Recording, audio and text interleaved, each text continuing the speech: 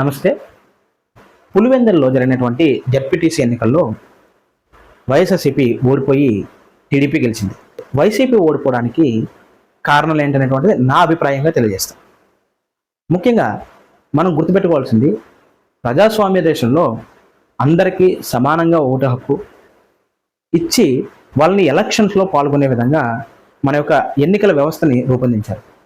ఈ ఎన్నికల ద్వారా ప్రజలు తన యొక్క అభిప్రాయాన్ని తెలియచేసేటువంటి ఒక సాధనాన్ని ఓటు హక్కునిచ్చారు. కానీ గత 30 సంవత్సరాలుగా ఇక్కడ అంటే పులివెందుల్లో ఎన్నికలు జరగకపోవడం అనేటువంటిది బాధాకరమైన విషయం. ఎందుకనంటే ప్రజాస్వామ్యం అంటేనే అందరూ సపోర్ట్ చేయాలని రూల్ లేదు. ఎంత గొప్ప వ్యక్తి అయినా సరే ఒకరో ఇద్దరో విమర్శించేటువంటి వ్యక్తులు ఉంటారు.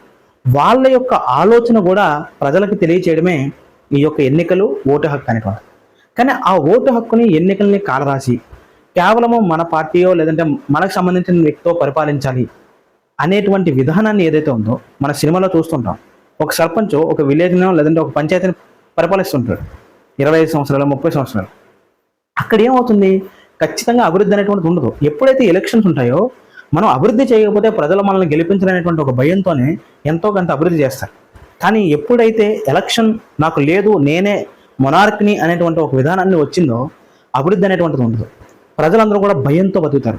అలాంటి సమయంలో ఇలాంటి ఎలక్షన్ జరగడం అనేటువంటిది ప్రజల్లో ఒక్కసారిగా స్వేచ్ఛను నింపింది అనేటువంటి భావన నాకు అనిపించింది.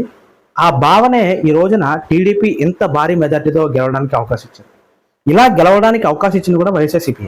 నిజంగా మీరు కనుక ఎన్నికలకి సరిగ్గా వెళ్ళుంటే, ప్రతి 5 సంవత్సరాలకి ఎన్నికలు పెట్టుంటే, 73వ రాజ్యాంగ సవరణ ద్వారా మనకి ఇచ్చినటువంటి ఈ పంచాయతీరాజ్ వ్యవస్థ ఎన్నికలు అనేటువంటివి గ్రామాల్లో ఉన్నటువంటి అందరినీ కూడా రాజకీయంగా అభివృద్ధి చేయాలి, రాజకీయంగా సమానత్వాన్ని అందించాలనేటువంటి ఒక భావనతో తీసుకొచ్చినటువంటి ఈ పంచాయతీరాజ్ వ్యవస్థని మనం నేలమట్టం చేసి మనమే పరిపాలిద్దాం అనుకున్నటువంటి ఒక భావన ఏదైతే ఉందో అదే ఈ రోజున మీకు ఈ ఓటమిని తీసుకొచ్చింది.